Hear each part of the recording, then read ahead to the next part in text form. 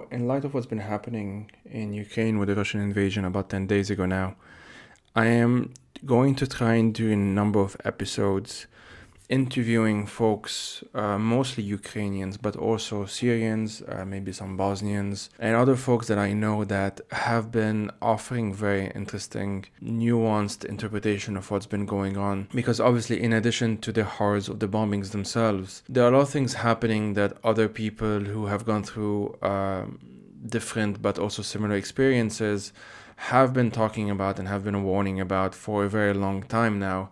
And the goal here is to just try and link them up in a way that I don't think is being done often enough. So this is not a Ukraine news update. I am neither qualified nor willing to be that person.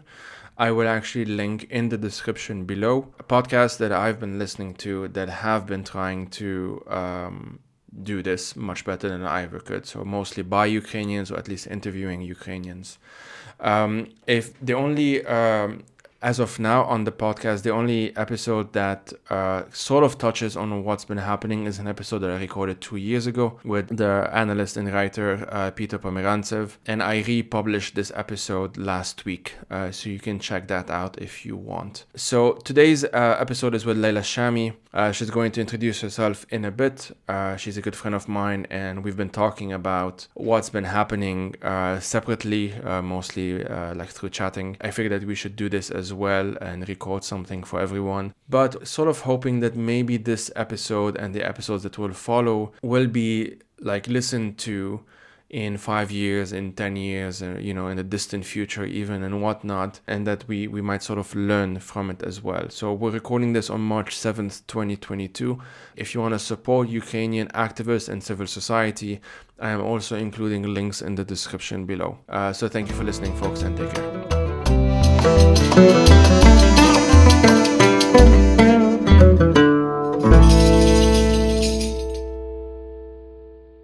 Obviously, we're going to be talking about what's been happening for the past 10 days or so now in Ukraine. And first, let's start with just you introducing yourself, if that's okay. And then I'll ask you to talk about some of the reactions, some of the thoughts that you've been having since this all started. Okay, my name's Leila Al-Shami. I'm a British Syrian activist. I've worked for many years with the human rights movement in Syria and elsewhere in the Middle East, and I'm co-author with Robin Yassin Kassab of the book Burning Country, Syrians in Revolution and War. So, obviously what's been happening in Ukraine, and I will say that I would have already said it in introduction, but I'll repeat it, that I'm gonna try and do a number of such episodes, and the goal of these episodes isn't necessarily it's not a news podcast. People can get their updates elsewhere, and I will link a number of good podcasts I've been listening to for people who want to be up to date using that format. But really the point of this is to platform a certain reflection coming from you in this case, because I have a feeling that these things are like we are in the Signal group, you and I, and we've been talking about these things since it started, even before when we saw the troops amassing at the border, the Russian troops amassing at the Ukrainian border. And there is this sense, obviously, in this group, because this group, for those who don't know, I'm not gonna name names, obviously, but it has a number of Syrians, a number of Bosnians. There's sort of that thing going on for it. We saw that there was kind of this fear of how things can go wrong and how worse things can get. And that fear obviously was informed, or is still informed, by what's been happening in Syria. So can you talk a bit about that to get us started? Well, I think definitely the past few days, seeing what's been happening in Ukraine has been very triggering for Syrians. It brings back a lot of what we've been through over the past decade. Certainly the images that are coming out of the refugees moving, of the cities which are being bombed. It's bringing back a lot of those flashbacks of the trauma that we've gone through over the past few years. I think what's been really amazing is to see how Syrians have stood in solidarity immediately with Ukraine, and that solidarity really comes from this place of shared pain, this feeling of compassion and empathy, which is a very good starting point for solidarity. It's certainly a much better place than trying to project your own ideological fantasies onto another people's struggle, which is something that we always see every time something comes up. So yeah, it's been very emotional. I've had a break myself from social media for over 6 months now, just trying to work on my mental health a bit and have a bit of a break from what's been an extremely draining time for us. And just opening Twitter before even seeing anything, I could already feel myself getting very panicky and. But yeah, obviously now the focus is how we can stand in solidarity with Ukraine, how we can do whatever we can to ensure that it doesn't end up like another Syria. We have a lot of experience to share and to offer, and we've seen that coming from Syrians in the past few days. I mean, I've seen a lot of solidarity initiatives on social media. From within Syria, there's been graffiti in Idlib in solidarity with Ukraine. There were protests in Jabal al-Zawiya. We've also seen lots of Syrians writing articles standing in solidarity and also sharing very useful practical tips about how to deal with airstrikes, how to protect yourself in cases of conflict, how to build solidarity, how to document war crimes, really useful practical suggestions. So people are really reaching out to Ukrainians and trying to offer practical support as well. Yeah, I've been in touch with this Ukrainian woman who is going to come to Switzerland for some time. And she said, we obviously got to talk and stuff, and I mentioned Syria, and she said, like, for the first time, she's starting to really understand what Syrians went through.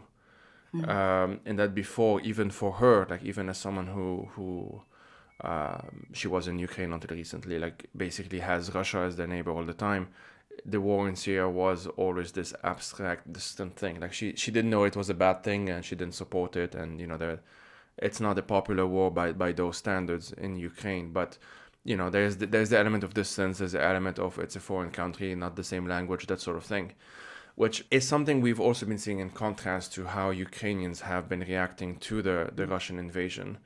There are a number of different factors from the Syrian one.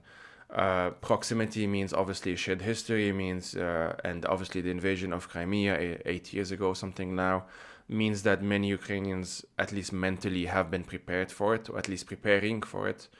It did still take, from everything that I've been seeing of Ukrainians posting, especially on Twitter, it still took most people by surprise.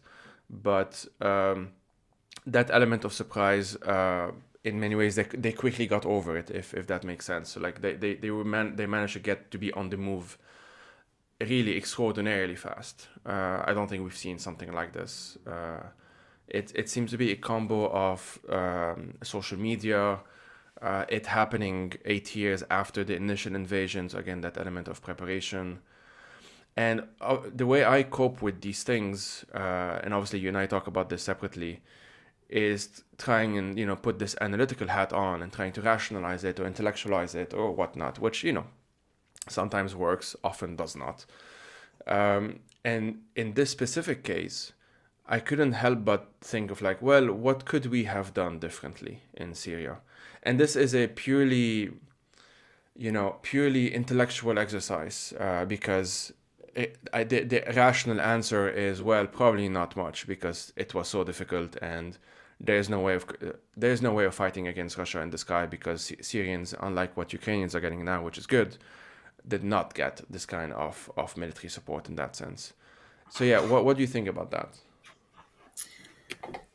Yeah, well, I mean, certainly going back to what you said about an element of bitterness, I mean, it does show what can be done to support a struggle when there's the political will there. And, in the response to the refugees, for example, Ukrainians have been welcomed with open arms by countries which have been extremely hostile to refugees coming from the Middle East. We've seen such wide-ranging sanctions placed on Russia immediately, and a big consensus for that from European states, and also the shipment of arms. I mean, the manpads that have gone into Ukraine and are already taking down Russian aircraft, as Syrians were begging for manpads for years and didn't receive them. They're surface-to-air missiles for people who don't know. So yeah, certainly when the political will exists, we see that there can be much more strength and pressure put on the state. The other thing that's happened is, immediate discussion about referral to the ICC, to the International Criminal Court, to hold Russia accountable. And we didn't see these things immediately in Syria. But also, the reason Syrians are standing with Ukrainians is because they understand the pain that they're going through. They understand the trauma that Ukrainians are going through. But I think people also hope that there will be a bit of reflection from some people who didn't stand in solidarity with Syria of what actually happened in Syria and what could have been done, because it's certainly the case that appeasement of Russia has directly emboldened Putin to believe that he can carry out these kind of invasions with impunity. So hopefully there will be some reflection on that there. Yeah, it's interesting. We've seen a lot of different people's see similarities in their struggles. I just read this nice sign at one of the protests. It's something along the lines of like, from Palestine to Ukraine, occupiers have no claim. And I it's always such a tricky thing. You don't wanna take up oxygen. You don't wanna say, well, this is about me. You don't wanna do these things. It just, there are parallels, and the parallels are there. Obviously, we've seen on social media the past 10 days or so the difference, like, non-Ukrainian refugees who are stuck in Ukraine and the difficulties that they've been going through. We've seen all of these things, and it's difficult to pace oneself, I guess, is how I would frame it. Because sometimes, yes, this is a problem, but also there is this other problem that requires urgent attention. In this case, obviously, the bombings. And I'm not kind of judging anyone or anything, because I don't think there is a perfect way of balancing these things out.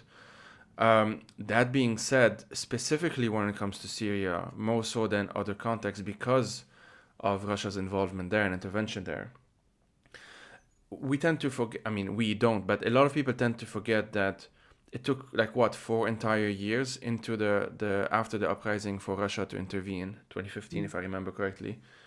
And in those 4 years, a lot of different things could have done. Like, even those who argue that, well, by the time Russia sent its air force, then it would be a different calculation. Even people who argue that there were 4 entire years of different things that could have done before then. And the bitterness on my side, I'm not Syrian, but I have some bitterness when it comes to the shame, not the shame, the how would I say this? When there were a lot of Syrians calling for some kind of aid, especially military aid, or at least something concrete to be done, let's put it that way. A lot of them were shamed online and were sort of silenced and, called all sorts of names, like you're an imperialist, you're a, whatever. Using a very odd combo of either the war on terror language, like, you're supporting terrorists, or, as I said, the whole imperialism thing, like you're CIA agents, basically, that sort of thing. And we are seeing an element of this being reproduced in Ukraine by basically calling all Ukrainians Nazis because of the Azov battalion in Ukraine, which is very, the way I frame this is that it's kind of ironic given Russia's being arguably the main promoter of far-right ideology today in the world. And we have the receipts for it, and I can put some of them in the description, but I've been retweeting them if people listening want to just check those out. So I guess what I'm trying to say is that there is, I forgot who said this, but someone posted, they already hated Twitter and they hate war, but they were not ready for war Twitter, essentially. And it is something is happening there that I feel we're not properly equipped to probably reflect on it, because we're very much still in the middle of it. So part of why I'm recording this with you is also because I'm curious. It's like, if 10 years someone is re-listening to this, how much would have changed by then, and this being seen as the beginning of something maybe, or end of something, who knows, like basically a transition phase. But the intervention in Syria happened after the intervention in Ukraine, a year after, if I have my timeline correct. And what was happening at the time, very few people actively tried to link them up. I had Peter Pomerantsev on 2 years ago on this podcast, and I reshared this in light of what's been happening. And he said something along those lines, that there's been a lot of missed opportunities between Ukrainians and Syrians. And I was wondering if we can dissect that a bit. Like, why do you think that is? Is it just the element of foreignness, like there were two different peoples with no immediate connection or something like that?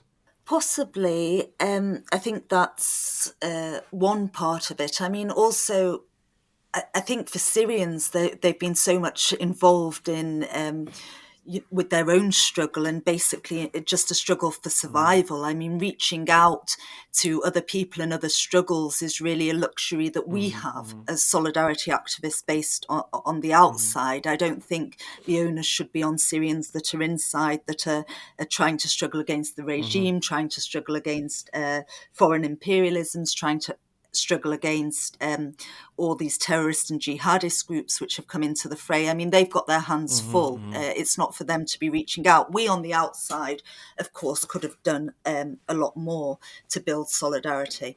I mean, I think that something that's can potentially be very positive is that all of these struggles, which have been very marginalised, struggles which are on the periphery, those people can actually join together and realise that what they're facing is shared. And I've certainly seen a lot of that over the past decade through building connections with people from Hong Kong, people from Bosnia, all these different places which have not received the kind of support or attention that maybe other struggles have perceived.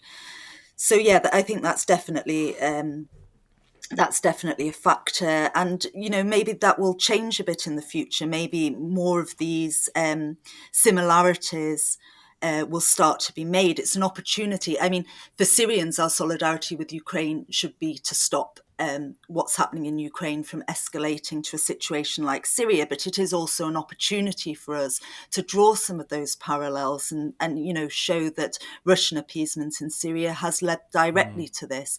The tactics that Russia's now using in Ukraine were tried and tested in Syria. Russia tested so many kinds of weaponry in Syria. It carried out over 200 targeted bombings of hospitals. It was targeting water treatment infrastructure, targeting schools.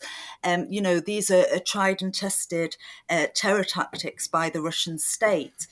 So it is an opportunity to draw those parallels to our struggle, and hopefully raise some more empathy for the Syrian cause as well.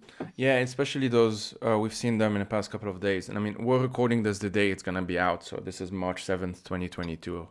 We're recording this in the morning. We've seen in the past couple of days those corridors, those supposed safe zones are actually being targeted. We saw one yesterday.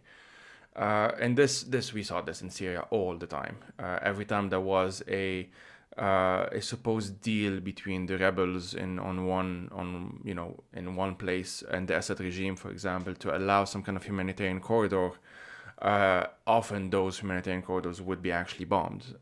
We saw refugee camps being bombed as well. And it's difficult to conclude that such policies have any other goal other than collective punishment, sort of like a psychological terrorism, basically terrorizing people into submission, because militarily, obviously, there's no aim there. Another thing is that there's, as of this morning, I checked the UN's website, there's over 1.7 million Ukrainians who are already refugees, which is an extraordinary number in just 10 days. Probably going to go up, I'm guessing. And a lot of those Ukrainians are going to be in places where Syrian refugees have sought shelter or sought some protection, like notably in Germany.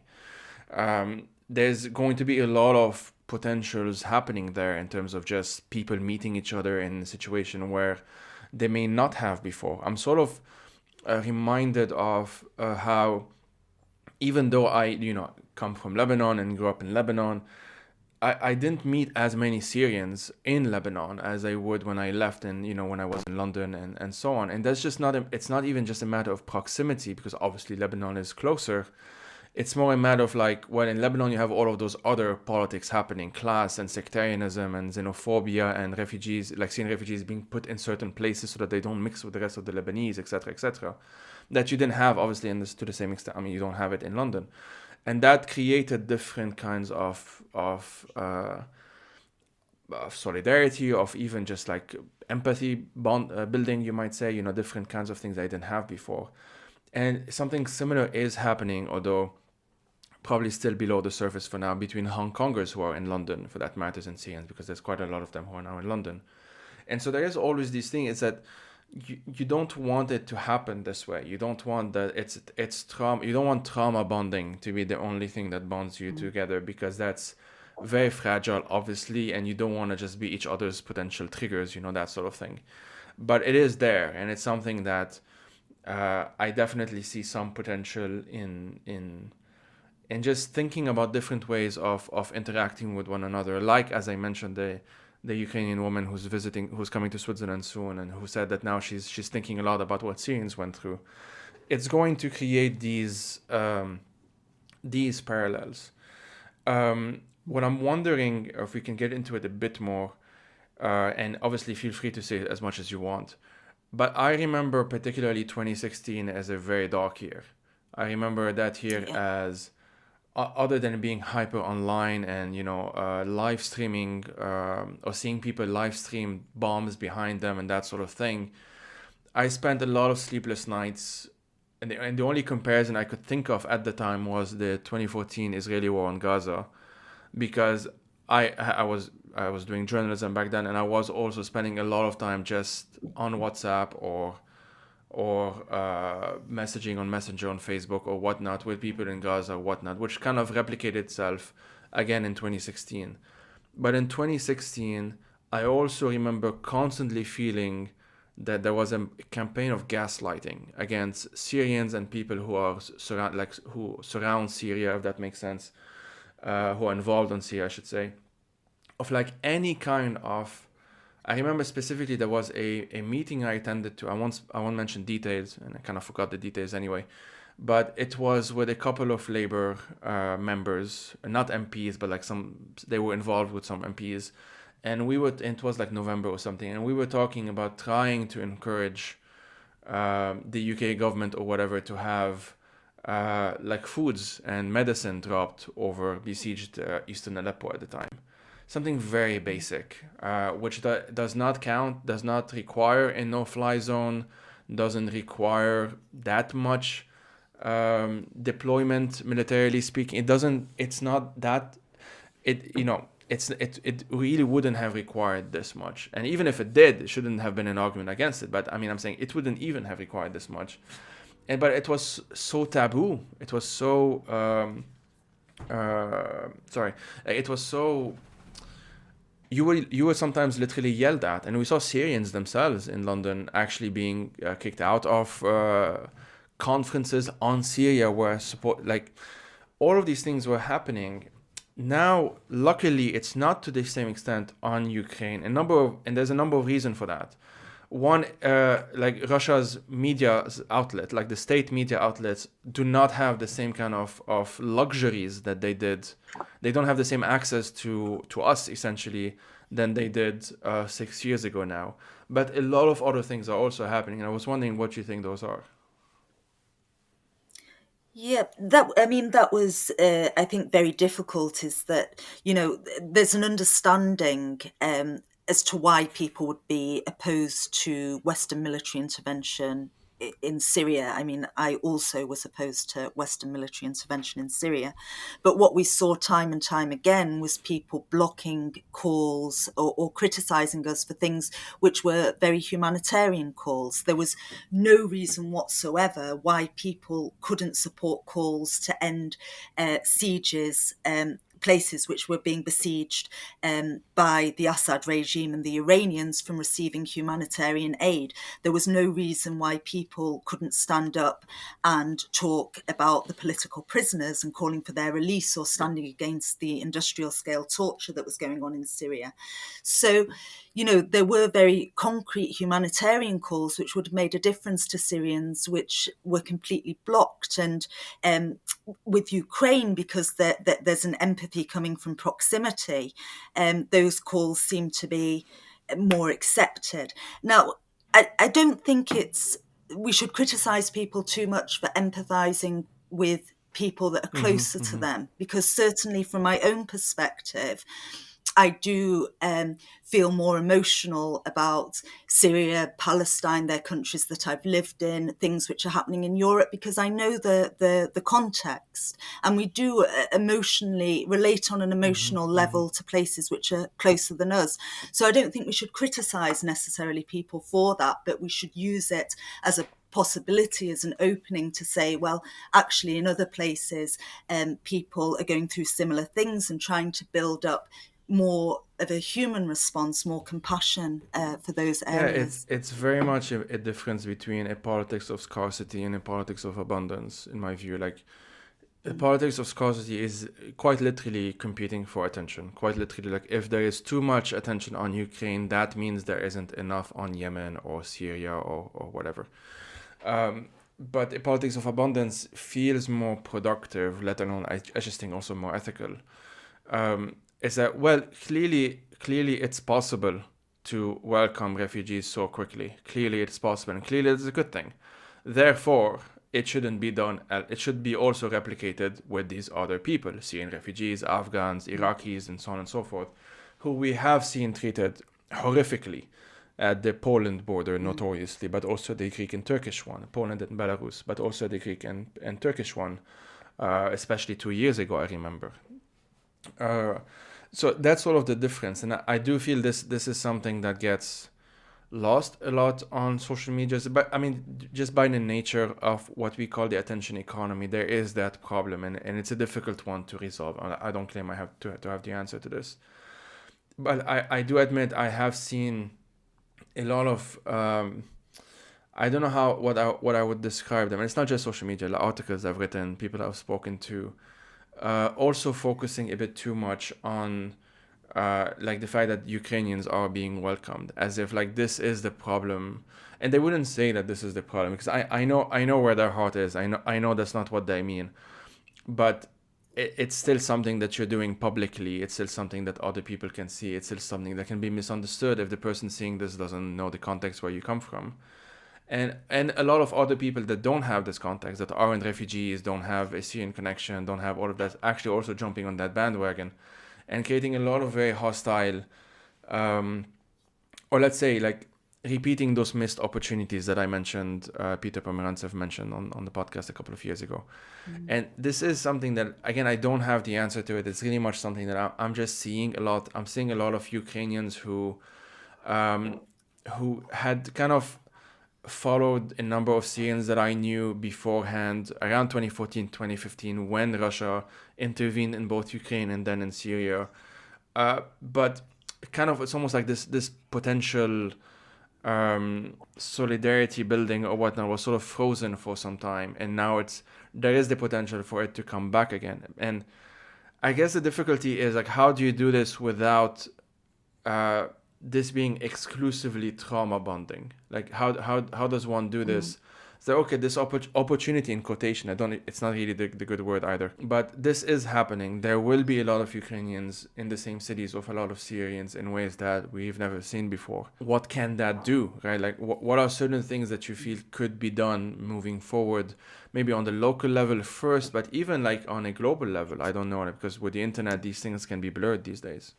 I think we need to be very careful how we do it, because I've seen a lot on social media of people saying, yeah, but what about Palestine? What about Syria?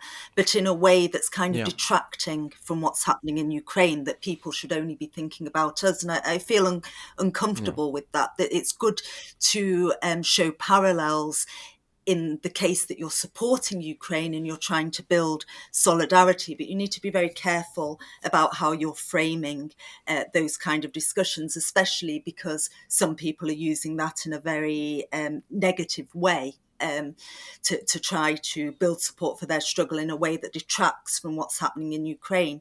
Also, going back to what you were saying about the refugees being welcomed, I think we need to be very careful about how we frame that, because certainly Ukrainian refugees are being welcomed at this time into Europe. Whether that stays long term, I have a lot of doubts about, because certainly in Britain there's going to be a lot of groups which are going to be hostile long term to a great influx of people from Eastern Europe. So we need to guard against that framing. But in terms of solidarity, I mean, building those connections and trying to learn from each other's experience, trying to see how there's possibility for joint actions going forward. I mean, for example, with the call for the ICC for Russia, are there opportunities to hold Russian pilots to account also for what they were doing in Syria? I don't know how that works or whether that's possible, but we saw just a couple of days ago there was a Russian pilot captured in Ukraine who had been decorated by Assad, or had his photo taken with Assad because of his bombing raids on Syrian communities. And certainly Syrians were celebrating that and felt that there was like a bit of retribution or a bit of payback for what was happening in Syria being held out. So, you know, there are definitely opportunities there that need exploring. Yeah, and you said something that makes me think of why I think those of us in that group that I mentioned have been sort of not just worried about what's happening now, but what could happen next. And there's a lot. We mentioned that, well, obviously Russia's bombings can get worse. Like, that's an obvious way it can get worse. But also, Ukrainians are now being treated relatively well. It's true in Eastern Europe and in Western Europe as well. But it's almost like we forgot that the Brexit campaign was partly about Poles and Romanians and, you know, all of that stuff that we were seeing. Like, the xenophobia did not stop at brown people and black people. There's a very complicated way in which what sometimes is perceived as whiteness in the context of Eastern Europeans is not as rigid, let's say, as in the context of Western Europeans who are white or whatever. And a lot of people seem to miss that. A lot of people seem to maybe it's a misunderstanding, maybe it's a, you know, ignorance, maybe whatever, but we shouldn't forget that I'm also in Western Europe, in Switzerland. Stereotypes and representation and portrayals of Eastern Europeans in everything, really, media, politics, whatever, is very rarely a good thing. It's very rarely positive. It's almost always negative, almost always toxic and negative. And who knows when eventually, like, how long will it take before Ukrainians are accused of stealing our jobs and, you know, that sort of thing? And I mean, we're already seeing elements of this even in the UK, as you mentioned. I don't have the latest number, but yesterday some ridiculously low number of Ukrainians were accepted, like 50 or something. Yeah, and that's probably not as many as Russian oligarchs who are alone. You know, like, there are different kind of calculations that will be taken that maybe now aren't being openly boasted about because there's so much global sympathy with what Ukrainians are going through, that those other actors maybe are kind of waiting, you know, pacing themselves or whatnot, that I have no reason to believe that they, as soon as there is the opportunity, that they won't use a number of different either bureaucratic means or legal means or whatnot to either force Ukrainians to go back, for example. I mean, Denmark is still officially, as far as my last update, considers Damascus to be a safe place for Syrians to go back, for example. And this goes against anything that obviously any Syrian knows, anything that the international human rights organizations have been saying. Everyone who knows anything knows that that's bullshit. But they're doing it anyway. And maybe it would take longer for them to do something like this for Ukrainians. Maybe Ukrainians get lucky. I don't know, but to not have that in mind as a potential risk, I think is not good politics. Like it's pretty reckless. Definitely. I mean, we saw already in the British House of Commons, the MP for Lincolnshire was talking out the other day, just saying Lincolnshire's full, we can't take more refugees. I think we also need to bear in mind that this was very much part of Putin's Yeah. strategy for destabilizing Europe was to create a massive refugee crisis, which it did in Syria and now it's doing in Ukraine, and simultaneously funding far-right groups and groups with very strong anti-immigration politics to provide a backlash. So I think it's very calculated on Russia's part that this is, part of the war against Europe per se. Yeah, and this is actually a good point because this might be something very concrete that we can do, and I mean people listening, everyone in general. But we saw, for example, in the past 10 days, the question of dependence on Russian gas, for example, has become more of a political thing to talk about, whereas before it was just not talked about. And it just so happens that it's something to be done that's good politics, as in you shouldn't, it's not a good thing, it's not smart to be dependent on a country that is run by Vladimir Putin. And at the same time, it's something we should be transitioning out of anyway because of the climate crisis. And so it just happens that I've seen some climate activists and campaigners make that link, because at the end of the day, you need to meet the audience where they're at sometimes, or the potential audience where they're at. When it comes to the Syrian what the Syrian story, if I can put it this way, can offer, it reminds me, like Yassin Harsallah calls, like the Syrianization of the world, or Syrianization of world politics. Yassin is a Syrian writer and activist, for those who don't know. And it's sort of what I'm thinking about now. We saw even Erdogan, not just Putin, but even Erdogan, use the quote unquote refugee card against the EU. The question is, like, why does it keep on working? Why is it so easy to manipulate the EU, to pressure the EU, to scare away the EU with the threat of black and brown people at your shores, that sort of thing? Why is it that easy?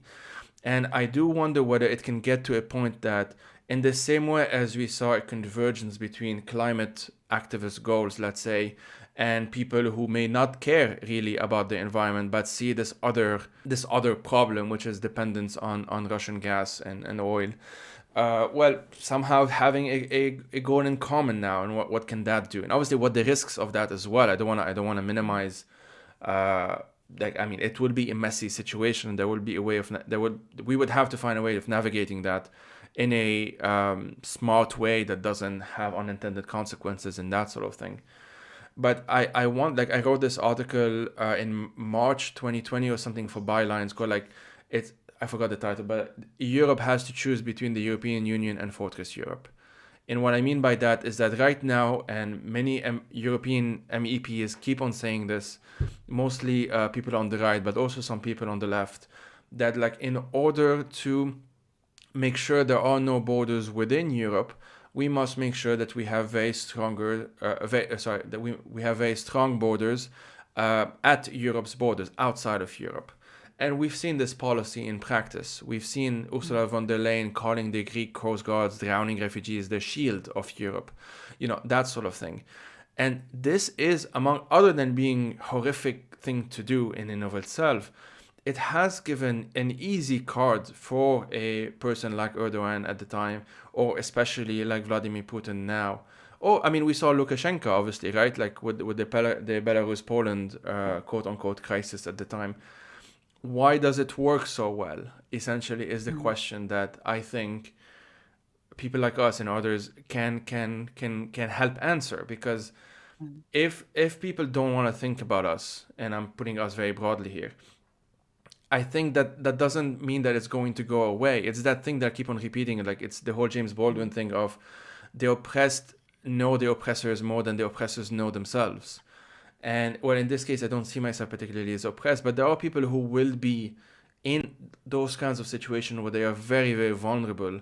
And the way they're treated most people still think to believe that, well, it's localized there. It's a localized problem on the Balkan route, or on the Poland-Belarus border, on the Greek-Turkish border, or obviously in Northern Africa, Libya and Italy and so on.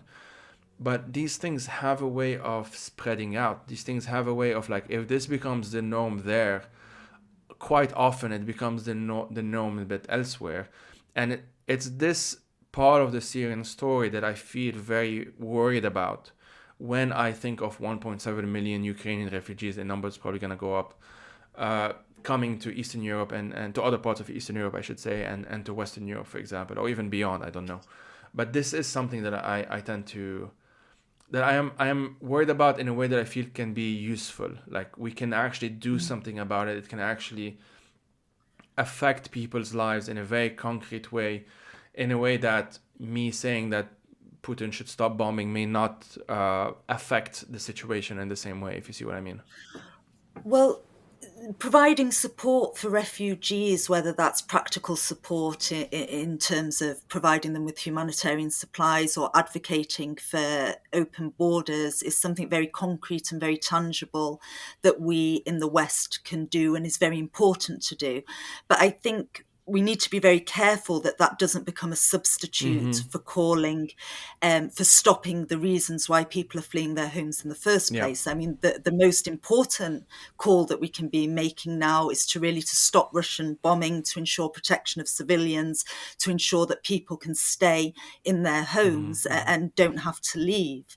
And we saw that a lot in Syria. People who had no sympathy at all for what was happening in Syria were big voices for supporting refugees. And, you know, I've said before, solidarity doesn't just start at our borders. It has to really address the reasons why people are fleeing conflict or persecution in the first place. Yeah, it's the whole, like, well, we're willing to welcome Syrian refugees because, well, that's good politics to have, but we're not willing to engage on why they became refugees in the first place. And I think this also translated into a lot of misinformation and outright disinformation and propaganda on why they were fleeing in the first place. We saw a lot of people, because it fits the story, right? Like, if you want to convince yourself, if you're a British person, that, okay, I want to be in solidarity with Syrian refugees, and you have a certain political tendency, let's say, it's much easier to then tell yourself that we are the reason why they became refugees in the first place. You know, it's Western bombs in Syria that created the refugee crisis in the first place.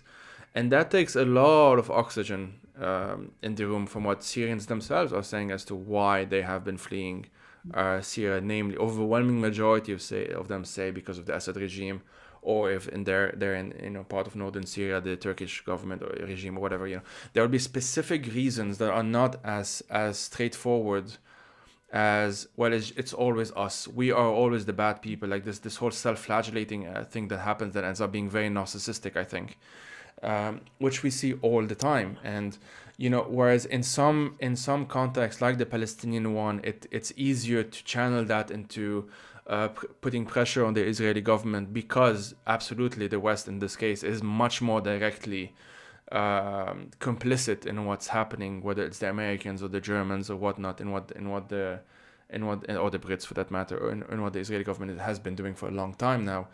It's very different when it comes to other contexts. In this case specifically, what we're talking about, Syria and Ukraine. Not that the West has zero role, obviously that's not what we're saying, but it's ridiculous to ignore the overwhelming majority of violence in Syria has been what was coming from the skies, the Russian and the Syrian Air Force. In fact, those who do want to focus on the Western one somehow don't focus on the bombings of Raqqa, for example. You know, there's something very specific that happens in how I've seen these selective outrage, let's put it that way, play out. Is that almost always, all of the examples I can think of actually, always serve the purpose of just distracting from the situation, making things more blurry rather than clearer. And yes, unfortunately, I have to say that it did coincide, and sometimes there was a direct link, sometimes it's not a direct link, as in in the sense that sometimes you did have direct Russian government funding in those disinformation outlets, and sometimes it was not a direct Russian disinformation. It was just people actually willingly repeat what the Russian state has been doing, of like essentially becoming complicit in a war, being part of an online army, willingly or unwillingly, that whose entire purpose was to legitimize bombing campaigns in Syria. And as I said, as of now in Ukraine, we're seeing less of it. Luckily, for one, the Russian state outlets do not have the same kind of access on the average Westerner than they did a few months ago, even a few weeks ago, for that matter. So that is something, and obviously it's very interesting to see that the reach is no longer the same now that you don't have this huge online powerhouse. But we're still seeing it. We're still seeing some personalities on the British left, some personalities on the American left especially, but also in other parts of Europe, repeat these things. Now, yeah. I mean, this is why the large sections of the Western left are just becoming so irrelevant now to respond to things which are happening in the world, because of this narcissistic desire to see everything through the lens of what their own states are doing, and that everything is related to Western involvement. And as we saw in Syria, that there were large sections of the Western left that believed what was happening in Syria was directly related to the US, where the US played such a small role in what was happening. The main imperialisms in Syria were Russia and Iran. Russia's bombing campaigns in support of the dictatorship there, and Iran's ground troops, which were effectively now occupying large sections of the country. And in Russia, in Ukraine, we're seeing a lot of people wanting to argue that it's NATO expansionism which is directly responsible. So it's denying the fact that people in other countries both can be responsible for widespread oppression and killing, and also can act as a site of resistance to that repression. The analysis is not able to stand up to the reality of what's happening, and until it does, we're not going to be able to really respond to conflicts, respond to holding people accountable, or make any kind of any kind of impact at all. Yeah, and I guess this we have. So another thing that I will probably have a Bosnian writer and activist on at some point to have that different perspective as well. But we have seen this older story than what we're talking about now, older by at least a couple of decades, obviously referring to the Bosnian one. And having all of those parallels, and it's almost like it becomes on an emotional level how someone reacts, other than, seeing the bombed out ruins of Kharkiv, for example, now, and thinking of either Aleppo or Sarajevo, for example, and having those different images in one's mind. It's why people in Sarajevo had memorials and solidarity marches with Aleppo at the time in 2016 in a way that we didn't really see to the same extent in Western cities. There is it's a different form of memory in many ways that is very difficult to know how to approach it, other than to keep on repeating that when a story is depoliticized, when the agency of the people who are being oppressed at this particular moment is being stripped away, what we end up having is this very decontextualized, abstract, almost like quite literally people have maps on their minds. It's like they're playing Risk, where you have different types of powers fighting one another and you decide to stand with one against the other. It's a lot of things happening at the same time, and maybe this is a bit too abstract on my side as well, but it's that thing of like Syrian refugees being welcomed as refugees rather than as Syrians specifically, like being welcomed as a category that is abstract, that can be you can mix that in with other nationalities. There's no problem with that, but it's the fact that you are refugees now that matters. And that usually what comes with it is a depoliticization of why you became a refugee in the first place, as if it's just some kind of like act of God, or like a tragedy, a natural tragedy or whatnot. And I do worry of that happening in Ukraine, or with Ukrainians, refugees especially, honestly, at the rate things are going, probably in the near future. I was gonna say maybe in the coming months or years. I don't even know if it's gonna take that long at this point. Other than the number of refugees happens so much faster than the Syrian case. So like things are just on a different scale in many ways. Probably, I mean, among other things, because the Russian invasion is a full-scale invasion on land as well, in a different way than you had in Syria, which was mostly from the skies.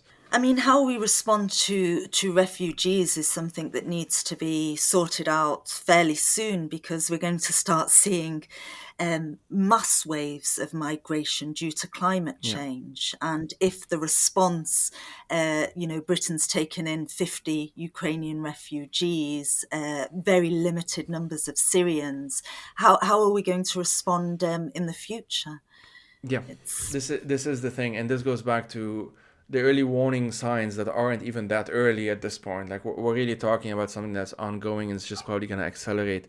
And it does go back to this whole thing. Like even if someone listening to this doesn't have the same interest that we are, or doesn't have the same kind of, what I'm trying to say is that there are different ways of building empathy as well that may not come from usual. Um, like when it comes to Syria, I know of a lot of people who may not know much about Syria, but have found ways of understanding or trying to understand what's been going on, whether we're talking about the past, or whether we're talking about the like since the revolution itself, but also like refugees among them, trying to understand their experiences and so on. There are ways of doing so that's very basic on a very basic human level, that can then be turned also into something that's more, let's say, politically active or politically relevant. And that's sort of where I feel like these sorts of conversations can come into place. I'm going to send this conversation to a number of Ukrainian friends that I know, a number of even Bosnians I know. I want to have this sort of just back and forth of like, do you see parallels in what we just said with what you're going through, or do you see even some differences maybe? What are some of your concerns as to what might happen soon? Etc., etc. I mean, it's a real opportunity, though, for people to speak and learn from Ukrainian refugees, because I know there were a number of instances of people that I know in Europe who weren't very sympathetic to what was happening in Syria and didn't support the revolution, but did get involved with the refugee response. And that massively that changed their mind about what was happening in Syria, and they started really understanding the context, why people were fleeing, and started to engage much more in solidarity for people's struggle in Syria. So one of the most important things in terms of solidarity is to ensure that you're raising Ukrainian voices, that you're speaking to and learning from Ukrainians as to what the situation is in Ukraine today and what Ukrainians themselves see as effective solutions. Yeah, yeah. All right, well, I think that's more or less everything I wanted to say on this for now. As I said, these will be shorter than the others in that I think this is roughly 15 minutes. Yeah, that's fine. I want to have a number of these episodes. I'm going to try and get a number of Ukrainians also to come on the podcast to talk about these things. And I will try my best to link up this conversation, for that matter, with next conversations, in the hope that it creates at least some kind of space where people listening can revisit it in the near future or even in a decade or whatnot, and see these things. Because unfortunately it really does not seem, and maybe I can sort of close out on this point of like, there are a number of other venues right now as well, and this is in addition to everything we've already said. So in addition to the fact that our priority should be advocating for the end of the bombings right now, this is the top priority. Equally important, or after that, obviously welcoming refugees and so on and so forth. But there are other venues that for now aren't being talked about in the same way, as we've seen a lot of pressure against Russian oligarchs and their yachts and their bank account and the fact that they own so much of London and that sort of thing. At some point, some reckoning will have to be done with the Emirati oligarchs and the Saudi ones and other, oligarchs, what have you. And just the usual way of having these exceptions and thinking that these exceptions are not going to haunt us in one way or another. I think what we saw with the Russian example is maybe the most blatant example of that, but I don't think it's going to stop. I don't personally think that this is necessarily where it might stop. And this is something that I would try and always... how do you say this? Try and always emphasize that I'm not just saying these things because I want people, or I'm trying to be a better person, I want people to have more empathy, blah, blah, blah. I mean, that's also important. But I'm actually saying that there are very concrete negative repercussions to these kinds of policies, which which are still normal, which are still like very hegemonic, I should say, in the West. Anyway, those are some of my closing thoughts, and I don't know if you have any closing thoughts on that, and I guess we'll just leave it at there for now. Yeah, I don't think I have anything more to add, really. I mean, we're just going to be following the situation and see how it unfolds, and hope that, action will be taken against Russia and stop Ukraine from becoming another Syria. And of course, for Syrians, if Russia is weakened, it has direct implications for us as well. So, we're very keen to see how this pans out, and a defeat of Putin would certainly renew Syrians' calls for bringing down the Assad regime, and the Assad regime would be significantly weakened. So we stand in solidarity with the Ukrainians, both because their struggle is deserving of solidarity, and because our struggles are really joined in many ways. That's an excellent point to end on. Well, Leila, thanks a lot for your time. Thanks for having me on.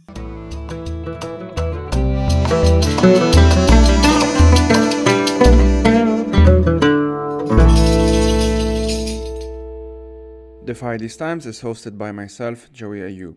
I am also its producer, researcher, writer, and sound editor.